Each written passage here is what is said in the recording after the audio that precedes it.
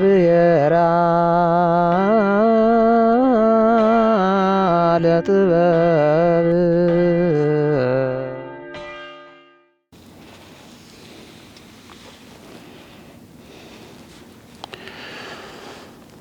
በስመ አብ ወወልድ ወመንፈስ ቅዱስ አሃዱ አምላክ አሜን። በክርስቶስ ክርስቲያን በወልድ ውሉዳን ተባሃልኩም ናይ እግዚአብሔር ተኸተልቲ ናይ ወላዲታ አምላክ ድንግል ማርያም መፍቀርቲ ናይታ ቅንዕቲ ዝኾነት ኦርቶዶክሳዊት ተዋህዶ ቤተ ክርስቲያን አክሱም ትግራይ ሰዓብቲ ህዝበ ክርስቲያን ኩላኹም አበብ ዘለኹሞ ከም ያለኹም ሰላም ሰናይ ክትኮኑልና ናይ ኩሉ ሰዕ ትንቢትና እዩ እሞ ጥበብ ይብራህ ከምቲ ዝተለምደ ንህዝብና ከንቅሕዩ ካብዚ ወሪዱና ዘሎ ጸገምን መከራን ፈተናን ከትንሳአና እዩ ናብ ልዕልናና ከድይበና እዩ እምነት አቦታትናን እኖታትናን ከትሕዘና እዩ እንብሎም እተፈላለዩ አርእስተ ዛዕባታት እናሓዝና ኢና ናባኻትኩም እነቕርቦም ዘለና እዞም እነቕርቦም ዘለና አርእስተ ዛዕባታት ድማ ብጥበብ ይብራህ ቴሌቪዥንን ከምኡ ድማ ብጥበብ ይብራህ ዩቱብ ዝፍኖ ዘሎ እዩ እዚ ብጥበብ ይብራህ ዩቱብ እንሰምዖ ዘለና ናብ ካልኦት ብምብጻሕ ሼር ሳብስክራይብ ብምግባር ሚድያና ብምሕጋዝ ኣብ ጎንና ክትኮኑ ከምቲ ዝተለምደ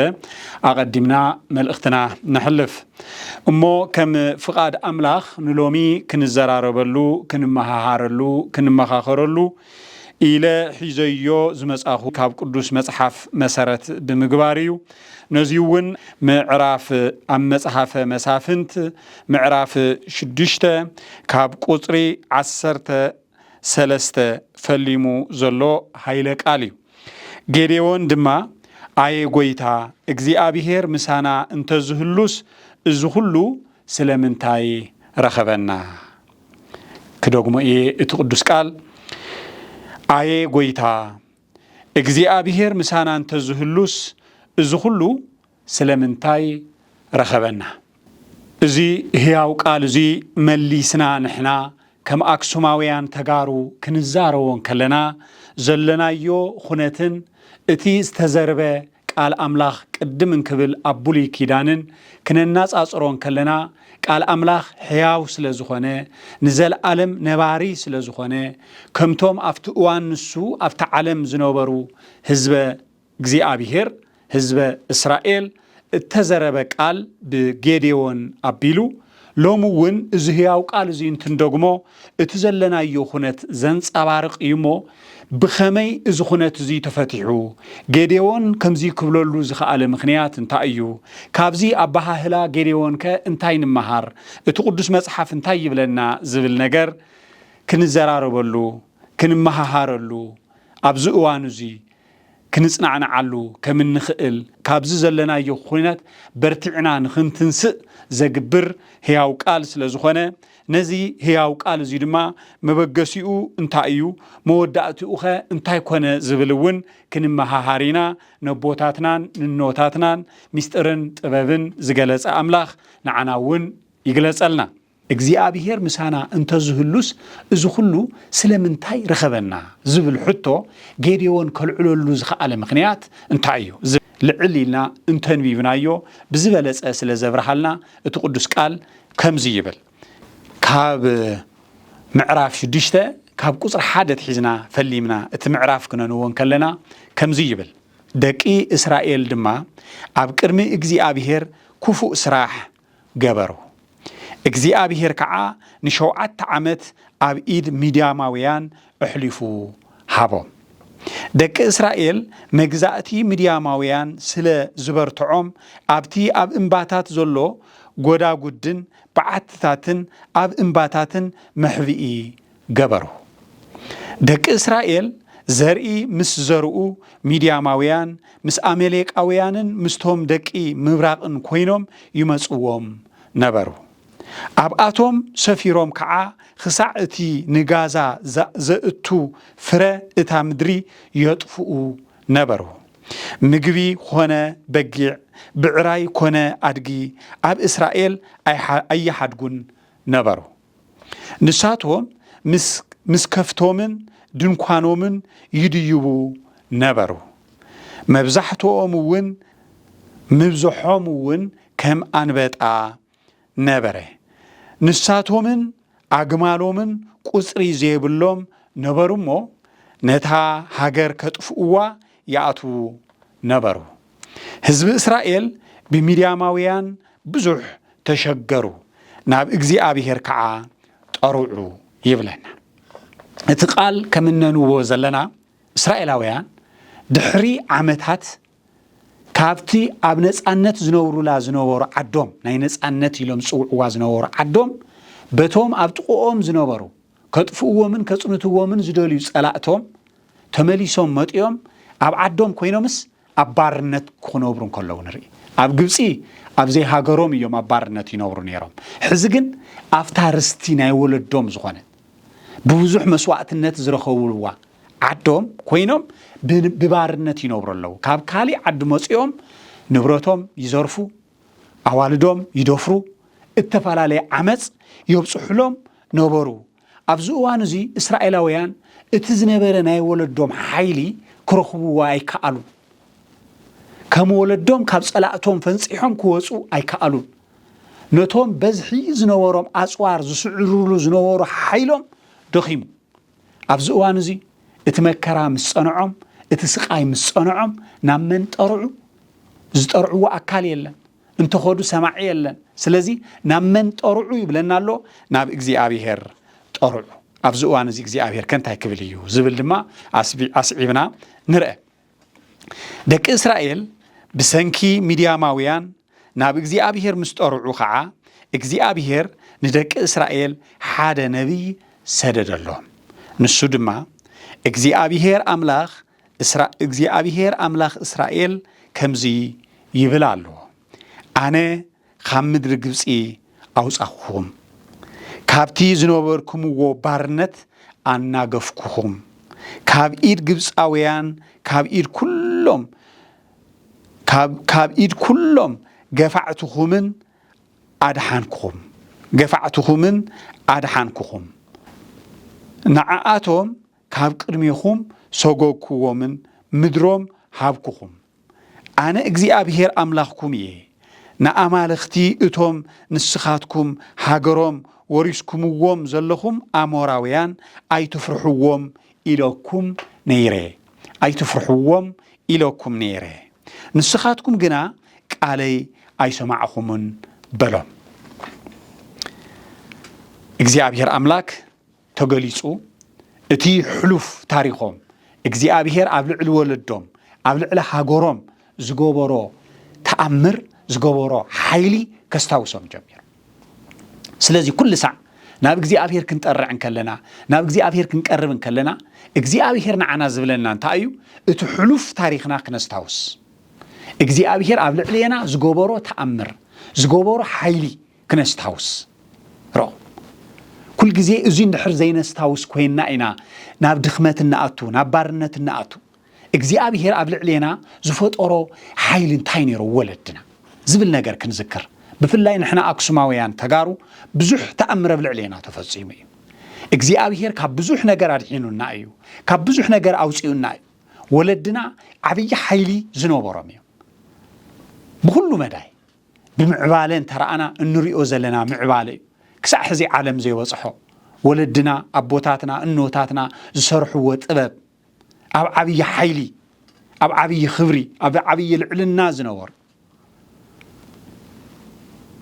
كابناتاتهم أبراخ استرخمنا إنا نحنا أفتزنوبرو زنوبرو إن نبر إتو تاريخ زسرحوا أبوتاتنا النوتاتنا إجزي أبيهر كعباتهم حديرو بزح تأمري في السمن يسرح النير إتي لعلنا كن بلن كلنا خعب كل تيو بسلت أنا كاب دخنت وصيهم أبلعل حفتي أبلعل كبري زنوبرو جنزبهم كسع ورقي زنبره بتبب كسع لومي كاب عالم الناموسو حوست تزرئيو عالم زدنقه طبب زسرحو بمنفساوي طبب كنرئين كلنا دما كمن قدوس ياريد زامسلو قدوسان زفريو ناب سمايات تمسيط وصيهم مسغانا ملائكة زسمعو زنبرو بزح ناي قدسنا سراح السرحو استفلاليا قدامات كنريئن كلنا زمسكرولي بمنفساوي هيوتهم ون ابلعل برك زنورلو كمزي عينت غيزي كم زنبره اولدنا افتح زن رقصا زلنا مريت ابزا حزب ببارنت ننبرلا زلنا ولدنا لعلو كله خوينهم زنبرو لا هاجر لعلو كله زنبرت مخانا كنستاوس قدني يخون نابز كله زي زوبصحهم دما مس እግዚአብሔር ዝነበሮም ቅርበትን ዝነበሮም ኃይልን ምስ እግዚአብሔር ዝነበሮም ቅርበትን ዝነበሮም ቅንዕና ኣብዚ እዋን እዚ ዝመርሑ ዝነበሩ መራሕቲ ሃገር ንበሎም መራሕቲ ቤተክርስቲያን ንበሎም ኣብ ቅንዕና ደው ኢሎም ሓቂ ዝመስክሩ ኣብ ሓቂ ዝዓስሉ ትሑታን ስለ ዝነበሩ ፈሪሓ እግዚአብሔር ዝነበሮም ስለ ዝነበሩ ድሕሪ ዝውድቀት ኣኽሱም እውን ኣብ ልዕሊ ወለድና ብዙሕ ተኣምርና ተፈጸመ መጽ ብዙሓት ሃገራት ኮ ዝጠፋኣ ዝጸነታ ከም ዘይነበራ ዝኾናኮ ብዙሓት ሃገራት ኣለዋ ንሕና ግና ይጸነትና ድሕሪ ውድቀት ኣኽሱም ልዕሊ 1000 ዓመትስ ደው ኢልና ብዛዕባ ወለድና እንምስክረሉ ብዛዕባ ታሪክና እንምስክረሉ ግዜን ሰዓትን ምብጻሕና ዘይምጽናትና እንትንስእሉ ተስፋ ኣብ ቅድሜና ትምኒት ኣብ ቅድሜና ስለ ዘሎ ስለዚ እቲ ናይ ዝሓለፈ ሞ ይጽንሓልና ኣብ ዝሓለፉ ዓመታት እግዚአብሔር ኣብ ልዕሊና ተኣምረ ይፈጸመ እንዲ እዘን ኩለን ሃገራት ኣብ ልዕሊና እንትወፍራ ብኸመይ ህዝብና እቲ ዝተሰውአት መስዋዕትነት ዝኸፈለ ተኸፊሉ ኮይኑ ግን ከም ዘሎ ህዝቢ ከጥፉ ትግራዋይ ኢሉ ዝዛረብ ከይህሉ ክገብሩ ተፋሒሮም ክርከወለዎም ዓጾም ከም ታሪኽ ጥራሕ ዝረወሎም ኣለዎም ኢሎም ጸላእትና ፈኪሮም እንትመጹ ካብ ዘብልዕሊና ዝዘንብ ዝነበረ ሓዊ ከመይሉ ህዝብና ዝሕዝ ተሪፉ ንሪኦ ዘለና ከመይሉ ወፂ ከመይሉ ድሒኑ ተኣምር ደይ ተፈጸመን የብልዕሊና ተኣምር ተፈጺሙ እምባ እግዚአብሔር ካብዚ ኩሉ ደይ ውፃእናን እዩ ኣውፂእና እምባ እግዚአብሔር ንምንታይ ዳ ሕዝ ንርስዑ ኣለና ከምቲ ኣይትፍርሕዎም ኢለኩም ነይረና ኣሜሪካውያን ንስኻትኩም ግን ቃለይ ሰማዕኹምን ኢልዎም ንእስራኤላውያን ነቶም ኣብ ልዕሊኦም ዝዕምፁ ዝነበሩ ኣብ ዘይ ዓዶም መጺኦም ዘይናቶም ታሪኽ ዝወስዱ ዘይናቶም ገንዘብ ዝወስዱ ዘይናቶም ንብረት ዝዘርፉ ዝነበሩ ኣሜሪካውያን ኣይትፍርሕዎም ኢለኩም ነይረ ንምንታይ ቃለይ ዘይሰማዕኹም ኢልዎም እግዚአብሔር ነቶም ኣብ ልዕሊና ጽንተት ዝፈጸሙ ብምፍራሕና እንድሕነ ይምሰለና ናብ ዝበኣሰ ባርነት ኢና ንኣቱ ዘለና ናብ ዝበኣሰ ጸገም ኢና ንኣቱ ዘለና ንምንታይ እስራኤላውያን ነቶም ኣብ ልዕሊኦም ብበዝሒ ኮይኖም መጺኦም ዝዕምጽዎም ዝነበሩ ብምፍርሖም ፈሪሖም ንዓኣቶም ብምግዝኦም ናብ ዝበኣሰ መከራ ንኣተው ኸይዶም እቲ ባርነት እናጸንዖ ኸይዱ እቲ ባርነት ማለት ድማ ናይ ሞት ማለት እዩ ኣብ ዓድኻ ኾንካ ከም ዓድኻ ዘይትነብረሉ ኣብ ዓድኻ ኾንካ ሓፊርካ ደኒንካ ትነብረሉ ብዝተፈጸመ ፍጻመ ኣቦኻ እኮ ከምዚ ዝገበረ እዩ ኣዴኻ እኮ ከምዚ ዝገበረት እያ እናተባሃልካ ዘንት ዕለት እንዳተዋረድካ ትነብረሉ ዓዲ ከመይልካ ይንበር ናይ ሞት ግራዋይ ማለት ድማ ብተፈጥሮ ንባርነት ዘይግዛእ ደላይ ነጻነት እታ ድኹነቱን ነጻነቱን ዝመርጽ ህዝቢ ኣብ ከምዚ ዓይነት ንኸንብሩና እዮም እቶም ኣብ ልዕሊና ጽንተት ዝፈጸሙ ዝመጹ ዘለዉ እግዚአብሔር ከዓ ነጻ ንኸውፃእና ይደለሎ ግን እንታይ ይብለና ኣሎ ኣይትፍርሕዎም ይብለና ኣሎ ከምቲ ንእስራኤላውያን ዝበሎም ማለት እዩ ስለዚ እዚ ነገር እዚ ከስታውሶም ፈለመ ጥርዓኖም ከዓ ተቐበለ ጸሎቶም ከዓ ተቐበለ እሞ ጸሎቶም ተቐቢሉኸ እንታይ ገበረ ዝብል ድማ ኣስዒምና ንርአዮ መልአኽ እግዚአብሔር ድማ መጺኡ ኣብ ትሕቲ እታ ኣብ ኦፍራ ዘላ ናይ ኢዮአስ ኣብ ኤዝራዊ ዓባይ ኦም ተቐመጠ ወዱ ጌዴዎን ድማ ካብ ሚድያማውያን ክሕባ ስርናይ ኣብ መጽሞቂ ወይኒ ይዘብጥ ነበረ ንዕኡ ድማ መልአኽ እግዚአብሔር ተራእዮ ኣንታ ጽኑዕ ሓያል ሰብ እግዚአብሔር ምሳኻ እዩ በሎ ጌዴዎን ድማ ኣየ ጎይታ እግዚአብሔር ምሳና እንተዝህሉስ እዚ ኩሉ ስለምንታይ ረኸበና እቲ ኣቦታትና እግዚአብሔር ካብ ግብጺ አውጪኡና እናበሉ ዝነግሩና ተአምራቱኸ አበያሎ حزقنا እግዚአብሔር ሓዲጉናስ ናብ ኢድ ሚድያማውያን እኳ እንሆ ኣሕሊፉ ሂውና ኣሎ በሎ ኣብዚ እዋን እዚ ናይ እግዚአብሔር መልአክ ናብ ጌዴዎን ዝበሃል ቁኑዕ ብዛዕባ ታሪኹ ዝሓስብ ዝጭነቕ ኣብ ቦታትና ዝነበረ ተኣምር ዝገብር ነበረ ኣምላኽ ኣበየሎ ኢሉ ንኣምላኹ ዝደሊ ታሪኹ ከትንስእ ኣዝዩ ዝሓስብ ግን ካብ ዓቕሙ ንላዕሊ ስለ ዝኾነ ድማ እቶም ሚድያማውያን መጺኦም እታ ዘላ እኽሎም ይሕድጉዎም ስለ ዝነበሩ የሳቂዎ ስለ ዝነበሩ እታ ዝረኸባ ስርናይ ኣብ መጽመቁ ዘይቲ ጾሚቁ ክሓብእ ኣብ ዝብለሉ እዋን መልአክ እግዚአብሔር ቅድሚኡ ኮፍ ኢሉ ዘዘራርቦ ዘሎ እንታይ በሎ ኣንታ ጽኑዕ ሓያል ሰብ እግዚአብሔር ምሳኻ እዩ በሎ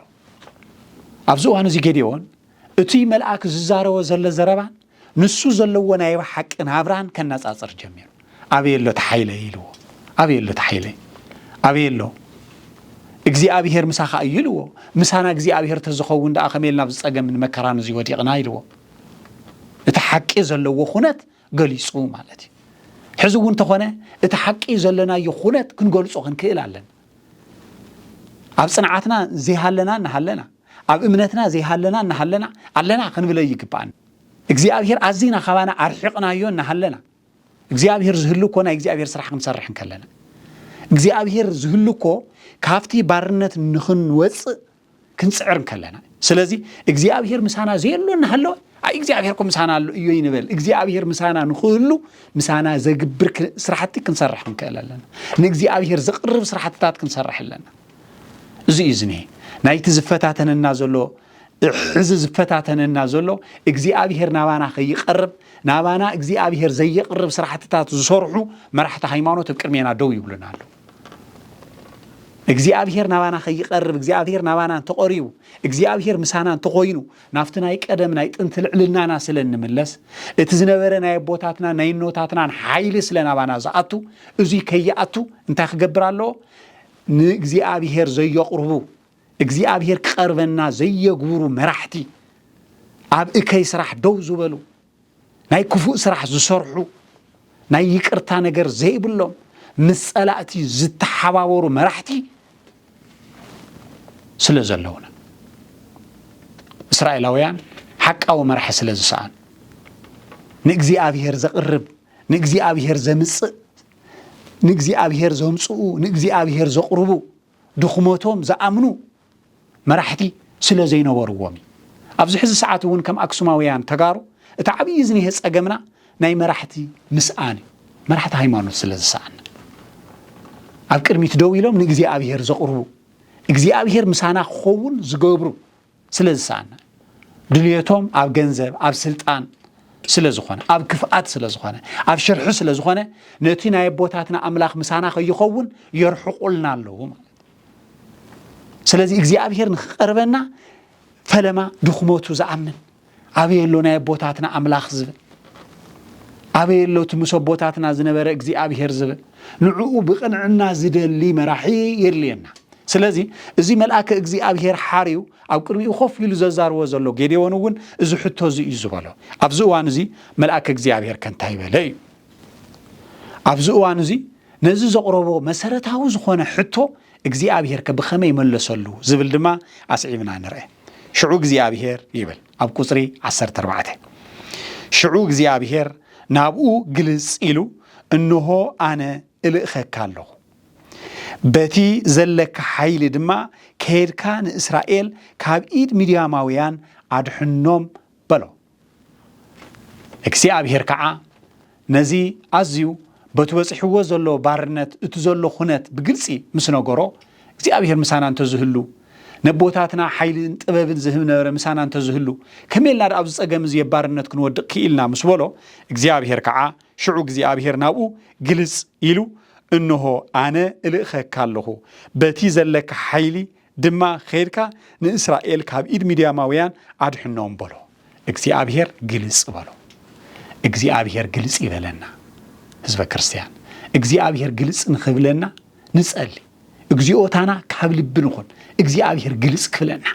እግዚአብሔር ግልጽ ኢልዎ ናብ ጌዴዎን ግልጽ ኢሉ ከዓ በታ ዘለትካ ሓይሊ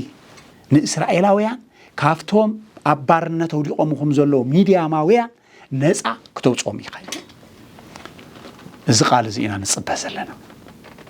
إذا جزيه زينا نصبها زلنا إذا جزيه زي كونه الناجن فلما اتزبس حنا زلوا بارنت كين اللما مودو تلما ميدنا يخين خوت بارنت وشتنا كنرئي كنكئل لنا اتبارنت ندحر تلما ميدنا يو كم تحزين نرئو زلنا قبل علينا نلعل حدش عمد تسعينو مناز صنحو داغوناويا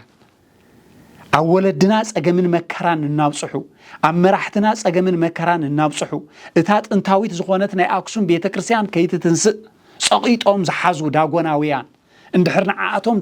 تلاماميدنا يوم كوينا نحنا إثيوبياويان أيكونا نحنا أكسوماويان تقاريا سلازي قبل علينا بنا إثيوبيا سم سقيت أم مناز صنحو كين تنسق تاريخنا كين فلت نابل علنا كين تنسق እቶም አባና ዝተወልዱ ቅዱሳን አስማቶም ከይፍለጥ ኣብ ተፈላለየ ቦታ ከም ተወልዱ እንዳተገበረ ዝጽዋዕ ዝነበረ ነዚ ኣብ ልዕሌና ናብ ነጻነትና ክንድይብ ካብ ባርነትና ክንወጽእ ምስ ፈለምና እዩ ኣብ ልዕሌና ጽንተት ተኣወጀ ሽዑ እዩ ነስታውስ ምልሲልና ብዛዕባ ንቅዱስ ያሬድ ናይ ባዕልና ኽኢልና እቶም ኣብ ባርነት ዝጸንሑ መጺኦም እቲ አባርነት ጸንሐ በተፈላለየ አይነት መልክዑ ተመሊሱ ዓዱ ኸቅንዕ ታሪኹ ኽፈልጥ ምስ ፈለመ ኣብዚ እዋን እዚ ጽንተ ተብልዕሌና ዝጀመረ እሞ ነዚ ባርነት እዚ ክንጽዮፎ ክንክእል ኣለና ካብ ኩሉ ናይ ሞት ባርነት ይልና ክንኣምን ክንክእል ኣለና ዓቕሚ እንኳን እንተሳኣናስ እቲ ኩነት ግን ከም ጌዴዎን ክንኣምን ክንክእል ኣለና ታሪኽ ወለድና ክናፍቅ ክንክእል ኣለና ባርነት ከጽለእና ክኽእል ኣለዎ ነጻነት ኣዝና ክንብህጋ ክንክእል ኣለና ስለዚ ከምዚ ዓይነት ባህሪ ዝነበሮ ሰብ ጌዴዎን እግዚአብሔር ሓርዮ እቲ ቅዱስ መጽሓፍ ዝብለናን ናይ እግዚአብሔር ሕርያን እቲ ቅዱስ መጽሓፍ ዝብለና ናይ እግዚአብሔር ሕርያን ንሕና ንሓርዮ ሕርየትን ተፈላለዩ እግዚአብሔር ዝሓርዮ ከምቲ ንሕና ንሓርዮ ይኮነ ንሕና ንሓርዮ በሃፍቲ بليقنت إنا نحري እግዚአብሔር زحاريو ግን بخوم يكونن እግዚአብሔር ዝደልዮ ፈለማ ናይ ልብ ቅንዕና ትሕትና حقنتي ካብ ሸፍጥን ተንኮልን ነፃ ምዃን እዚ ጎይታና አምላኽና መድኃኒና ኢየሱስ ክርስቶስ ታብ ሰማያት ወሪዱ ዝጽበይዎ ኮሊቃውንት ነይሮ ኣብ ቤት መቅደስ ኮይኑ ተቃዳዲኖ ማዕሪጎም ምስኦም ክኸውን እዩ ነይሩ ትምኒቶ ኮይኑ ግን ዓአቶም የመረፀን ጎይታ ነቶም ምስኪናት ዝኾኑ ኣብ ዓሳ ምጽማድን ኣብ ቀረጽን ዝነበሩ ፈጺሞም ዘይግመቱ ገለ ነገር ፍልጠት ዘይነበሮም እግዚአብሔር ድማ አልዒልዎም መሪጽዎም ሓሪዎም ሐዋርያት ገይርዎም አልዒልዎም ናይ እግዚአብሔር ባህሪያት እዚ ሕዝውን ተኾነ ካብ ንሕና ንግምቶን ንሪኦን ኣይንጸበ እግዚአብሔር ዝሓርዮን ዝመርጾንሎ እግዚአብሔር ዝሓርዮን ዝመረጾን ተኾይኑ ድማ ከምቲ ንጌዴዎን ዝመረጾ በታ ዘለትካ ሓይሊ ነፃ ክትውጾም ኢኻ ከም ዝበሎም ኩሉ ንሕና እውን ክንጽበዮ ዝግባአና ሓይሊ እግዚአብሔር ዝዓሰሎ ሓይሊ እግዚአብሔር ዝመረጾ ናይ እግዚአብሔር ጸጋ ዝዓሰሎ ኣብ ሓቂ ደው ዝበለ እግዚአብሔር ብተኣምሩ ገይሩ ከልዕለልናሞ ታብቲ ዝኔናዮ ባርነት ነፃ ንኽንወፅእ ናብ ልዕልናና ንኽንድይብ ክንጽሊ ይግባአና እግዚአብሔር ዝሓርዮ ክኾነልና ክንጽሊ ይግባአና ስለዚ እግዚአብሔር መሪጹ ከምዚ ምስ በሎ ጌዴዎን እንታይ በለ ዝብል ድማ ኣስዒምና ንርአዮ ንሱ ድማ ጎይታይ እንሆ ዓሌተይ ካብ ነገደ ምናሴ እቲ ዝሓመቐ ኣነ እውን ካብ ቤት ኣቦይ ዝነኣስኩ እየ ንእስራኤል ደኣ ኸመይ ገይረ ኸድሕኖ ምኽእል በሎ ረእኹም ሕዚ እቲ ዘለዎ ዓሌት ዝነኣሰ ዓሌት ዝተናዓቐ ዓሌት ካብ ዘለዎ ካብ ቤቱ ካብ ናይ ወለዱ ድማ እቲ ዝነኣሰ ስለዚ ኣነስ በየኑ ሓይሊ እየ ደኣ ንእስራኤል ነፃ ክውፅእ ኢሉ ድማ እቲ ዘለዎ ኩነት ክገልጽ ፈለመ እግዚአብሔር ከዓ ኣነ ምሳኻ ክኸውን እየ እሞ ንሚድያማውያን ከም ንሓደ ሰብ ጌርካ ክትስዕሮም ኢኻ በሎ እግዚአብሔር ምሳኻ እየ ኢሉ ኣነ ምሳኻ እየ ስለዚ ንሚድያማውያን ነቶም ኣብ ህዝቢ እስራኤል ኣብ ዘይ ዓዶም መጺኦም ንህዝቢ ዝዘምቱ ዝውጽዑ ኣብ እንዳማቶም መጺኦም ታሪኾም ዝዘርፉ ዘይናቶም ናህና ኢና ዝብሉ ዘለው ክትስዕሮም ኢኻ ንንት ምንታይ ኣነ እግዚአብሔር ምሳኻ እየ ኢሉ ኣብዚ እዋን እዚ ጌዴዎን ከዓ ኣብ ቅድሜኻ ሞጎስ እንተደኣ ረኺበስ እትዛረበኒ ዘለኻ ንስኻ ከም ዝኾንካ ምልክት ኣርእየኒ በሎ ናባኻ ተመሊሰ መስዋዕተይ ኣብ ቅድሜኻ ክሳዕ ዘቕርበልካ በይዘኻ ካብዚ ኣይትኺድ በሎ ንሱ ድማ ክሳዕ እትምለስ ክጸብየካ እየ በሎ እናበለ ይቕጽል ርግእ ኢልና ምዕራፍ ርግእ ኢልና ኣብዘ ዘለናዮ ኮይና ሎሚ እቲ መጽሓፍ ቅዱስ ኣብነ ንሕድሕድየና ኣቲ እዩ መጽሓፈ መሳፍንት ምዕራፍ 6 ሙሉእ ምዕራፍ እንተንቢብናዮ ብዝበለጸና ብርሆ ክኸይድ እዩ እሞ ድሕሪ እዚ ዘሎ ጌዴዎን መጺኡ መስዋዕቲ ከቕርብ እንከሎ እግዚአብሔር ድማ መስዋዕቱ ከዕርገሉ እንከሎ ንርኢ እዚ ምልክት እዚ ጌዴዎን ካብ እግዚአብሔር ረአየ ምልክት ወለድና ዝሓትዎ ዝነበሩ ንሱ ቅዱስ ያሬድ እዞም ኩሎም ዜማታት ተገሊጹሉ ምስ ጸሓፎ ምስ ሰነዶ ናይ ቤተ ክርስቲያን ኣገልግሎት ክውዕል ኣብ ቤተ ክርስቲያን ኣብ ኣብያተ ክርስቲያናት ኩለን ኣገልግሎት ክውዕል በቲ እዋን ንሱ ዝነበሩ ኣቦታትን ኣብቲ እዋን ንሱ ዝነበሩ ሃፀይ ገብረ መስቀል ናይ ቤተ ክርስቲያንና ሰዓቢ ጻድቕ ዝኾኑ ኣብ ዝነበሩሉ ግዜን ሰዓትን እቶም ጽሑፋቱ መጽሕፍቱ ምሰቕረበ ምልክት ርእየና እዩ ዝተባህለ ቅዱስ ያሬድ ካብዚ ቅዱስ መጽሓፍ እዚ መሰረት ተገብረ ምልክት ርእየና ኢሎም እቲ እንዳረኣይዎ ቅዱስ ቃል ውንሲ ብትኽክል እግዚአብሔር መንፈስ ዝዓሰሎ ድዩ ኢሎምስ ወለድና እቲ ቅዱስ መጽሓፍ ከም ዝምርምሮ ሁሉ ወለድና እውን ብኸምዚ መርሚሮም እዮም ቅዱሳን መጽሕፍቲ ናብ ቤተ ክርስቲያን ይእትዉ ነይሩ ኣሽምባያ ሰብ ዝኣክል ስለዚ እቲ ቅዱስ መጽሓፍ እቲ ምልክት ርእየና ምስ በልዎ ቅዱስ ያሬድ ኣብዚ ሎሚ ንሪኦ ዘለና እግዚኦታ ዝካየድ ዘሎ ካብ ዕለት 1 ክሳዕ ዕለት 7 ቅዱስ ያሬድ ከዓ እንታይ እዩ ዝበለ እምበኣር እግዚአብሔር ምልክት ከርእየና እንተኮይኑ ሓቢርና ንጸሊ ኣብዚ እዋን እዚ እቶም ንጉስን ከይተረፉ መራሕቲ ቦታት ካህናትን ከይተረፉ ምእመናን ከይተረፉ ህፃናትን ከይተረፉ ተኣኪቦም እዚ ሕዚ ካብ ዕለት 1 ክሳዕ ዕለት 7 ንገብሮ ዘለና እግዚኦታ ኣብዚ ሰዓት እዚ ዝተፈለመ እዩ 7 መዓልቲ ዝኣክል ቅዱስ ያሬድ ብዝተሓውሶ እግዚኦታ ተገብረ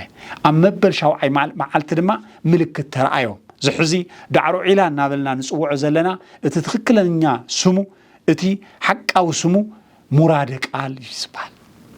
ሙራደ ቃል ማለት ቃል ዝወረደሉ ማለት እዩ ኣብዚ ሕዚ እግዚኦታ ዝግበረሉ ዘሎ ዝተቀደሰ ስፍራ ናይ ጎይታና ኣምላኽና መድሓኒና ኢየሱስ ክርስቶስ ኣብ ቀራንዮ ኮይኑ እንትስቀል እንከሎ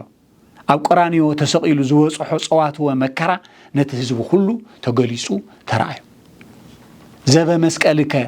ዘበ መስቀልከ ዝብል ኣብ ዘዚመሉ እዋን ቅዱስ ያሬድ ጎይታና ኣምላኽና መድሓኒና ኢየሱስ ክርስቶስ ኣብ ቀራንዮ ኮይኑ መልእልተ መስቀል ዝወጽሖ ጸዋትወ መከራ ንህዝበ ክርስቲያን ኩሉ ተራእዩ ኣብዚ እዋን እዚ ኣማን በኣማን እግዚአብሔር ዝገለጸሉ እዩ ቅዱስ ያሬድ ኣቕሪቡልና ዘሎ መጽሕፍቲ እሞ ካብ ደጊም ፈሊሙ ኣብ ቤተ ክርስቲያን ኣብ ኣብያተ ክርስቲያናት ኩለን ንኣገልግሎት ይብቃዕ ተባሂሉ ክሳዕ ሎሚ ሊቃውንቲ ዕድሚኦም ልክዕ ዝመሃሩሉ ዘለው ናይ ቅዱስ ያሬድ ዜማ ኣብ ነንሕድሕዲኣ ናይ ኦርቶዶክሳዊ ተዋህዶ ቤተ ክርስቲያን እንሰምዖን እንሪኦን ዘለና ካብቲ እዋን ንሱ ዝፈለመ ንልዕሊ 6000 ንልዕሊ 1600 ዓመታት ዝኣክል ቤተ ክርስቲያን ኣገልግሎት ትጥቀመሉ ዘላ ንቐጻሊ እውን ድማ ኣገልግሎት ትጥቀመሉ ቅዱስ ቃል እንሪኦ ዘለና በዚ ከምዚ ዓይነት ዝመጸ እዩ ስለዚ ኣብዚ እዋን እዚ ዝነበሩ ኣቦታትና ንኖታትና ኣብ ሓቂ ደው ዝበሉ ነይሮም ኣብዚ እዋን እዚ ዝነበሩ መራሕቲ ሃይማኖት እውን ንሓቂ ደው ዝበሉ ነይሮም ኣብዚ እዋን እዚ ዝነበሩ ኣብ ሓቂ ደው ኢሎም ብሓቂ ጸሎቶም ዘካይዱ ስለ ዝነበሩ ከምዚ ናይ ሎሚ መታለልቲ ዝኾኑ ተኳሉ ዝነበርዎ እዋን ስለ ዘይነበረ ካብዞም ቅዱሳን ወለዲ ኣቦታትን እኖታትን ዝርከቡ ድማ ከምኒ ቅዱስ ያሬድ ቅዱሳን ነይሩ ስለዚ ዘመንና እዚ እንታይ ኮይኑ ኢሎም ጠፊእና እንታይ ኮይኑ ርሕቁና ኢልና ክንሓስብ ይግባእ ስለዚ እግዚአብሔር ኣምላክ ድማ ምልክት ኣርእዮ ንጌዴዎን እዚ ምልክት እዚ ምስ ኣርእዮ ውርድ እንዳበልና ክንከድ ከለና ናይ ፈለማ ስራሕ ዝገበሮ እንታይ እዩ ኣብቲ ዝተቀደሰ ስፍራ ዝተቀደሰት ሃገር ዝተሰርሐ ናይ ሚድያማውያን ጣዖት ምፍራስ እዩ ናይቶም ኣብ ልዕሊኦም ዝገዝኡዎም ዝነበሩ ዝሰርሕዎ ኣምልኾት ዝገበርዎ ስርዓት ምፍራስ ጌዴዎን ከዓ ናይ እግዚአብሔር ቃል ተቀቢሉ ነቶም ጸላእቶም ዝሰርሕዎ ዝተኸልዎ ነገር ከፍርስ ፈለመ ድሕሩ እዚ ከዓ ነዚ ኩነት እዚ ትሕግዙን ትድግፉን ተኣከቡ ኢሉ ሚድያማውያን ኣብ ልዕሊኡ ስለ ዝዘመቱ ህዝቡ ኣሰባሲቡ ምስቶም ጸላእቱ ክገጥም እንከሎ ንርኢ እግዚአብሔር ከኃይል ይህው ወፍቶም ሰራዊቱ ኃይል ይህው ነቶም ሚዲያማውያን ዝነበሩ ስዒሩ ሃገሩ ህዝቡ ነፃን ከውፅእን ከሎ ካባርነት ናብ ነፃነት ከሰጋግርን ከሎ ፍጹም ድማ ንእግዚአብሔር አምላኾም ድማ ሓቢሮም እግዚአብሔር አምላኾም ከመስግኑን ከለው ከመቦታቶምን እኖታቶምን ኮይኖም አፍታ ናይ ነፃነት ምድሮም ኮይኖም ከመስግኑን ከለው እቲ ምስኪን ዝኾነ ድማ እቲ ምስኪን ዝነበረ ጌዴዎን ድማ እግዚአብሔር ኣብ ልዕሊኡ ሓዲሩ ብርትዕ ሂውዎም ንህዝቡ ነፃ እንከውፅእ እንከሎ ንርኢ እሞ እግዚአብሔር ምሳና እንተዝህልውስ እዚ ኩሉ ደኣ ንምንታይ ረኸበና ዝበለ ጌዴዎን ሕቱኡ ተመሊሱሉ ነዞም አባርነትን ኣብ ፀገምን ኣብ ስቃይን ኣብ መከራን አባርነትን ዝነበሩ ህዝበ እስራኤል ንጌዴዎን አልዒሉ ካብቲ ዝነበርዎ ፀገምን መከራን መግዛእትን ባርነትን ነፃ ከውፅኦም ከሎ ንርኢ እዚ ህያው ቃል እዚ ህያው ቃል አምላኽ እዚ ነባሪ ኣብቲ እዋን እሱ ዝነበሩ ኣብ እስራኤላውያን ዝተፈጸመ ደኣ ይኹን እምበር እዚ ህያው ቃል እዚ ክሳዕ ዘለዓለም እዚ ቅዱስ ቃል አምላኽ እዚ እምበኣርከስ ከምዚ ናይ ቅዱስ ቃል አምላኽ ሰማዕናዮ ኣብ መጽሓፈ መሳፍንት ምዕራፍ 6 ዝተጻሕፈ ኣብቲ እዋን እሱ ንእስራኤል ዘስጋ ዝገበረሎም ኩሉ እዚ ህያው ቃል አምላኽ እዚ ነባሪ እዩ ንሕና አክሱማውያን ተጋሩ ንኣሽሓት ዓመታት ታሪክ ዘለና ህዝቢ ኢና እቲ ኩነት ኣብ ልዕሌና ዘሎ ፀገም ድማ እዚ ኣብ ልዕሌና እንዳተመላለሰ ዝመፀና ዘሎ ፀገም ድማ እቲ ፀገምና ፈሊና ብምርኣይ ናብ እግዚአብሔር ጥርዓና ስለዚ የቅረብና ናብ እግዚአብሔር አምላኽና ብንጹህ ልቢ ጥርዓና ክነቅርብ ክንክእል ኣለና ክነቅርብ ከለና ድማ ትዝነበረ ናይ ቦታትና ታሪክ እናዘከርና ናብ ልዕልናና ክንምለስ ነቲ ናይ ቦታትና ታሪክ እናዘከርና ባርነትና ዘለናዮ ባርነት እናስታወስና ኢና ንእግዚአብሔር አምላኽና ክንልምን ዝግባአና ስለዚ እግዚአብሔር ከምቲ ኣብ ጌዴዎን ሓዲሩ ነቶም ኣብ ፀገምን ኣብ መከራን ኣብ ባርነት ዝነበሩ ህዝቢ ነፃ ከምዘውፅኦም ኩሉ ኣብዚ ሰዓት እዚ እውን ዝመላለሰና ዘሎ ንሱ እቲ ሚስጥሩ ክንፈልጦን ክንርድኦን ይግባአና ዝነበርናዮ ኣብ ባርነት بقانقانا كنزارب عين خيل بقانقانا كنمهر عين خيل بقانقانا كنقدس عين خيل كنودس عين خيل أما تنزار وقانقا تجرينيا دما أتوم قدوسان النقدوس ياريد أتوم قدوسان النقدوس ياريد ننعون أبي إجزي ننعون مدهانين إجزي زوم كلهم سفرن قصرن زي ولهم قدوسان زارولو زنبرو قانقا كين الزارب تسعيتنا صنيحنا تاريخنا كين الزارب تاريخنا كين فلت مس حيلنا مس تاريخنا مس طببنا نحلنا بوارنا تتحيزنا صنيحنا اينا ززفرنا يوم ليك اونتنا ساعنا صنيحنا اينا اذا ناي كل مفلقيت زخونت قدست كتما اكسوم ناي كريستنا مسرت ناي طنقت مسرت زخونت لعلنا اكي جهاد اشمبايا باباسات كشيومولا باباسات اذا ناي كل مسرت زخونت قدست كتما اكسوم ቅዱስ ያሬድ ዘዜመላ ካብዛ ናይ ኩሉ መሰረት ዝኾነት እናኾዱ ደቃ ናብ ካልኦት ዓድ እናኾዱ ምስክርነት ዘምጽሉ ዝመሃሩሉ ግዜን ሰዓትን ሓሊፉ እዚ ኩሉ ሓሊፉ ግን ሳላ ረዚን መስዋዕትነት ዝተኸፍለ ሳላ ካብ ልብን ካብ ቅንዕናን ጸሎትንግዚኦታን ዝተገብረ ነታ ናይ ጥንቲ ዝኾነት ቤተ ክርስቲያንና ክንሪኣ እቲ ናይ ጥንቲ ዝኾነ መንበርና ክነተንስእ በቂዕና ኢና ኣተንሲእናዮ እንትነብቅዕ حزم دمان تخونه أماناو خوينو نهزو حاليو نحق دويلو كم تنايت انتز نبرا منورو خوينو خيسو قم دما أوشت دما مليسوم يهودات هاتفريم أوشت دما يهودات هاتفريم بجنزب أملاخهم زشطو بجنزب هايمانوتهم زشطو أوشت فريم نايواقعهم دمسي زي يفلطو نايواقعهم دمسي زي يسمعو نخوبدوم زحادرو نسلطان زحادرو مرحت فريم سلازي حزم تخونه انكو عداء تانايت انت بيتا كرسياننا رخبنا اياه انكو عداء تانايت انت منبرنا تنسانا يامبر نايز توسونو باباساتن نايز توسونو مرحت هايمانوتنا يكونن زمن برزي ناي كل حزب كريستياني نكل حزب كريستيان دما يملكتو ازي ام مرحت هايمانوت نريو زلنا صقمن مكران حز تفلم يكونن بيتا كريستياننا تفتن بليقاونتن بمرحت هايمانوتني بباباساتن يا تفتن بيتا كريستياننا نن اريوس نن سواليوس نزوم كلهم ابيتا كريستياننا صقمن مكران زومصو مرحت هايمانوت زنوري ስለዚህ ሕዝቡን ተኾነ እቲ ቀደምውን ብመራሕቲ ሃይማኖት ትፍተን ጸኒሓ እያ ሕዝቡን ብመራሕቲ ሃይማኖት ትፍተነላ ዛናይ ጥንቲ ቤተ ክርስቲያንና ስለዚህ ኣብዚ እዋን እዚ ክነድሕና ኩላትና ክንዓስላ ይግባአና ኩላትና ክንከባ ይግባአና ኣፍቶም ንሓቂ ደው ኢሎም ናይ ህዝቦም ድምፂ ዝሰምዑ ናይ ዋጊዖም ድምፂ ዝሰምዑ ናይ ገንዘብ ፍቕሪ ናይ ስልጣን ፍቕሪ ዘይብሎም ኣቦታትና ፈሊና ንፍለጦም ፈሊና ፈሊጥና ድማ ንዓኣቶም ንስዓቦም ዳግም ናብ ባርነት ከይናኣቱ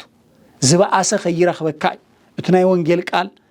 ጎይታና ኣምላኽና መድሓኒና ኢየሱስ ክርስቶስ ነቶም ኣብ ሓጢኣትን ኣብ መከራ ናብ ጸገምን ዝነበሩ ከድሕኖም ከሎ ዝብሎም ነበረ ሓደ ቃል ኣሎ ደጊም ካይተኣብስ ዝበኣሰ ኸይረኽበካ ሕዝውን ዝበኣሰ ባርነት ዝበኣሰ ጸገም ከይረኽበና ኣብታ ሓቃዊት ዝኾነት መንገዲ ደው ኢልና ንሓቂ ዝኸዱ ኣቦታትና ንስዓብ እዚ ግዜ እዚ መፂና ዘሎ ብምኽንያት እዚ ምኽንያት እዚ ከዓ ክልተ ነገር እቲ ሓደ ናብ ልዕልናና ክንድይብ ቅዱሳና ዝግለጹሉ ግዜን ሰዓትን ስለ ዝኾነ ናይ ጽዮን ልዕልና እቲ ትንስእሉ ስለ ዝኾነ እዚ ኩነት እዚ ድማ ካባና ንላዕሊ ዝፈልጥዎ ካባና ንላዕሊ እቶም ዝፈታተኑና ዘለው ካባና ንላዕሊ እቶም ዝፈታተኑና ዘለው ጸላእትና ይፈልጥዎ ካባና ንላዕሊ ስለዚህ ናብ ዝልዕልናና እዚ ከይንድይብ እንታይ ክገብሩ ኣለዎም ብዝተፈላለየ ናይ ሓጢኣት መንፈስ እናመፁ ነቶም መራሕቲ ዓይኖም ቋሕ ከይብል ናብ ልዕልናና ከይንድይብ መሰናኽል ከቕምጡልና ክኽእሉ ኣለዎም ስለዚህ ነዚ መሰናኽል እዚ ክነልዕል ኩላትና ብሓደ ልቢ ኮይንና ክንትስእ ክንክእል ኣለና ካብቲ ቅድሚ ሕዚ ዝመፀና ጸገምን መከራን እዚ የይዓብን ልቢ ኢልና ነስተውዕል ብዙሕ መታለል ዝበዝሐሉ ብኽዳን ብጨርቂ ብስልጣን ከይንታለል ልቢ ኢልና ነስተውዕል ትዝኸውን ዘሎ ኩነት ኩሉ ንረዳእ ኣብ ሓቂ ደው ንበል ብገንዘብ ተሰሊዖም ብገንዘብ ተዋሂብዎም ተሰሊዑዎም እዛ ሓቃዊት ዝኾነት ቤተ ክርስቲያንና ከይትትንስእ ካብ ባርነት ነፃ ከይንወፅእ ምስቶም ቅዱሳን ኣቦታትና ከይንራኸብ ብዙሕ ጸላእቲ ብዙሕ ተማሳሲሎም ኣትዮምና ሕዚ ናይ ውሽጥና ጸገም ይቆይዱ ሒዝና ዘሎ ስለዚህ ነዚ ዝመጽእ ዘሎ እዚ ከም ጌዴዎን ዝኣመሰለ ትሑት ንቑሕ ንሓቂ ደው ዝበለ ምስ ህዝቡ ደው ዝበለ ምስ ታሪኹ ደው ዝበለ ንኽንረክብ ኣቦታቱ ዝዝክር ታሪኹ ዝዝክር ንታሪኹ ደው ዝብል ብኣክሱማውነት ትግራዋይነቱ ዝኮርዕ ንኽንረክብ ኩላትና ጸሎት ጻዕሪ ንቕሓት የድልየና እዚ አንተ ዘይጌርና ዝበኣሰ መከራ ይብቅድሜና ዘሎ እዚ እንተ ዘይኮይና ዝበኣሰ መከራ ይብቅድሜና ክጽበየና ንምንታይ ኣብዚ እዋን እዚ ዝተቀደሰት ሃገር ትድለ እያ ዘላ እቲ ድለዮ ዘላ ድማ ንቅድስና ስለዚ ቦቶም ዝሓለፉ ዝረኣናዮም ኣራዊት ኣብ ልዕልየና ጸገምን መከራን ዘምጽኡ ብናይ ስም ቅዱሳን ማሕበር ዝተወደቡ ሕዝውን ንሪኦም ዘለና ካፍቶም ኣብ ልዕልየና ጽንተት ዝፈጸሙ እናመጹ ንዓና ናብ ጸገምን መከራን ክእቱ ኣብ ውሽጥና ሰሪጎም ዝንቀሳቀሱ ዘለው ፈሊና ንፍለጦም እግዚአብሔር ካብ ምዝራብ ሓሊፉ ዝብለና ነገር የለን ውሽጥና ተሓቁ እኮ ይርድአሉ ሓደ ግዜ ንፈርሕ ብምፍራሕና ታፍቲ ነገር ክንድሕና ይንኽእልን ኢና ታብ መከራ ክንድሕና ይንኽእልን ኢና ብምፍራሕና ኩሉ ነገር ንረኾ ብትብዓት ኣብ ሓቂ ደው ብምባል ሰማዕታትና እኮ ምንባር ኣጽሊእዎም እኮ ይኮነን ምንባር ጸሊኦም እኮ ይኮነን ክብርቲ ህይወቶም ዝሃቡ ንሓቂ ክብሉ እሞ ከመይ ጌርና ሕድሪ ሰማዕታትና ንዕብር እዩ ህይወቶም ዝኸፈሉ ኣያታትና እኮሎ እኖታትና እኮሎ ስለዚ እዚ መስዋዕትነቱ እዚ ዝተኸፈለ ድማ ናይ ሎሚ ጥራሕ ጌርና ከይንወስዶ ንልዕሊ 1000 ዓመት ብዙሓት ኣቦታትና እናመስከሩ ንሓቂ ብዙሕ ሰማዕትነት እንዳተኸፈሉ እዩ ኣብ ዝብርክ ዝበፅሕና ዘለና ስለዚ ታ ግዜ ቅርብ ስለ ዝበለት እቲ መከራውን ጽንዕ ይብለና ኣሎ ክወግሕን ክብል ከሎ ክጽልምት ግድን ናብ ሓደ ብራኸ ከምቲ ዘይሓሰብናዮ መዓት ኣብ ልዕልየና ዱብ ኢሉና ዘሎ ዘይሓሰብናዮ ብተኣምሩ ገይሩ ድማ ብርሃን ክዓስለና እዩ እዚኣ ከይንረኽባ እዮም ሕዚ እቶም ኣጋንንትን ሰይጣናትን ዝሓደሮም ናይ ኢከይ ስራሕ ዝሰርሑ ንኽንሰናኸል ንኽንርሕቕ ንኽንፈርሕ ዝገብሩና ዘለው ጌዴዎን ዝበሃል ነይሩ ከምዚ ዓይነት ተኣምር ተገይርዎ ኢልካ ከም ካልኦት መጻሕፍቲ ነንብቦ ኣንቢብና እቲ ታሪኽ ከም ነበረያ ነበረ ጌርናዮ ንኽንሓልፍ ኣይኮነን እዚ ንኣሽሓት ዓመታት ጸኒሑ ዘሎ ህያው ቃል ስለ ዝኾነ እዩ ሕዝውን ጌዴዎን ኣሎ ሕዝውን ከም ጌዴዎን ዝኣመሰለ እግዚአብሔር ካባና ይደልሎ ከም ጌዴዎን ዝኣመሰለ መራሒ እግዚአብሔር አምላክ ከምጻአልና ክንልምናለና ሕዝውን ጌዴዎን አሉ ናይ ባዕልና ናይ ሎቢ ጌዴዎን ውናሉ ኣብ ሓቂ ደው ክንብል ነቲ ባርነት ክንጽየፍ ከም ጌዴዎን ዝኣመሰሉና ሓቂ ደው ዝበሉ መጸዋዕታን ተቕርቡልና ምስኣቶም ክንዓስል ናይ ወለድና ታሪኽ ክንዝክር ካብ ናይ ወለድና ወፃእ ዝኾነ ዝተኣታተወና ባዕዱ ዝኾነ ነገራት ክንኣሊ ክነፍርስ ቅዱስ መጽሓፍ ይእዝዘናሉ ኣንቢብካ ስቃይ ኣይኮነን ቅዱስ መጽሓፍ ምስ ህይወትና ክንናጻጽሮ ይግባአና ንሕና ኣክሱማውያን ተጋሩ ዘሕፍር ታሪክ ኣይኮነን ዘለና ቅዱስ ታሪክ እዩ ዘለና ስለዚህ እዚ ቅዱስ ታሪክና እዚ ቅዱስ ኣማጻጽኣና እንታይ ኮይኑ ይተባላሽና ብኸመይ ክነቕንዖ ኣለና ዝብል ነገር ድማ ትግዜ መጽእ ኣሎ ብዘይ ምኽንያት ኣይኮነን ናይ ባዕልና ቤተክርስቲያን ሒዝና ዘለና ብዘይ ምኽንያት ኣይኮነን እቲ ናይ ጥንቲ መንበርና ኣተንሲእናዮ ዘለና ስለዚህ ሕዝውን ተንሲኡ ድማ ናብ ከመይ ከም እንድይብ ስለዝተፈልጠ እቲ ዝበጽሕ ዘሎ ፈተና ልቢልና ነስተውዕል ብምንታይ ተላኢኾም እዮም ከምዚ ዝገብሩ ዘለዉ እንታይ ስለ ዘለዎም እዮም ናኡ ንኸይ እንታይ ስለ ዘለዎም እዮም መሰናኽል ዝኾኑ ዘለዉ እንታይ ስለ ዝኾኑ እዮም ዝብል ነገር ነስተውዕሎም በዚ ነገር እዚ ስቃይ ንበል በዚ ነገር እዚ ዕሽሽ ኢልና ይንሕለፎ ነስተውዕል ዝበኣሰ ኸይረኽበና ነስተውዕል ህዝበ ክርስቲያን ነስተውዕል ምስ ቀረብና ንድሕሪት ከይንምለስ ነስተውዕሎም ነቶም መሲሎም ዝተኣታተውና ዘለዉ ነስተውዕል ስለዚህ ቅዱስ ቃል ዝብለና እዚ ደጋጊምና ነንውቦ ኣብ ልቦናና ሓዲሩ ድማ ንኽንፍጽሞን ንኽንሰርሖን ድማ ናይ ወለድና ናይቶም ቅዱሳን ወለድና ጸሎቶምን በረኸቶምን ረድኤቶምን ኣይፈለየና ኣብ ቀጻሊ ብኻሊ ኣርእስተ ዛዕባ ክንራኸብ ኢና ጥበብ ይብራህ እቲ ቀንዲ ዕላማና 24 ሰዓት ሳተላይት ብምሓዝ ንህቦ ዘለና ኣስተምህሮ እቲ ቀንዲ ዕላማና ናብ ልዕልናና ንምድያብ ከምቲ ናይ ጥንቲ ዝነበረ ታሪኽናን ሃይማኖትናን ኮይና ናብ ቅድሚት ንምስጓም እዩ እሞ እዚ ንሕልፎ ዘለና ቃል ነንሕድሕድና ክንዛተየሉ ተዛቲና ድማ ናብ ተግባር ክንኣቱ ብምስማዕና ጥራሕ ክንድሕን ንኽእል ነቲ ንሰምዖ ዘለና ሓቂ ንኽነተግብር በብዛዓቕምና ክንወፍርን ከለና እዩ ስለዚ እቲ ንሰምዖ ዘለና ናብ ካልኦት ብምብጻሕ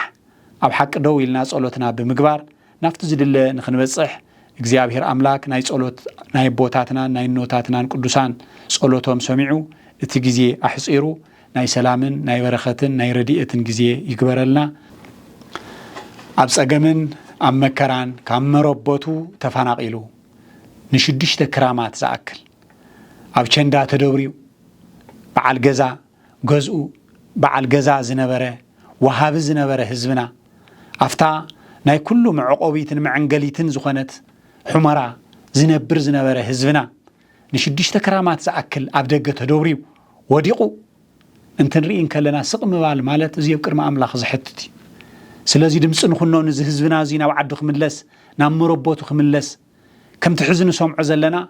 ቆራፅ ዝኾነ ቁርፅ ዝበለ ናይ እግዚኣብሔር መልእኽተኛ ዝኾነ ከም ጌዴዎን ንህዝቡ ኣተኣኻኺቡ ነፃ ንህዝቡ ዘውፅእ መራሒ